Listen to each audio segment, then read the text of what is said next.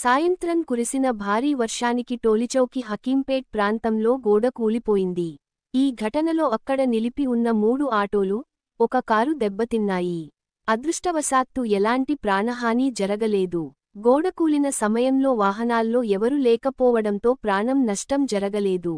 వాహనాలు ధ్వంసం కావడంతో వాహనదారులు కంటనీరు పెట్టుకున్నారు.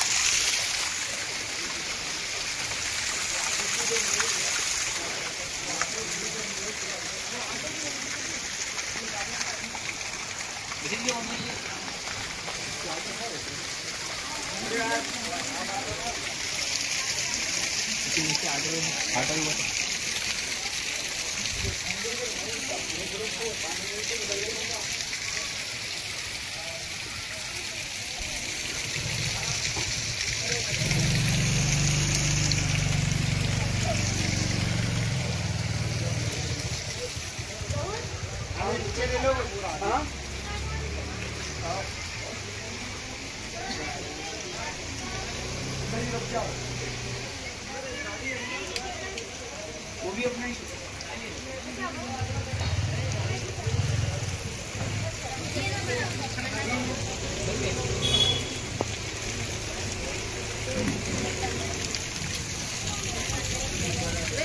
छतरी देख लाल छोटी छतरी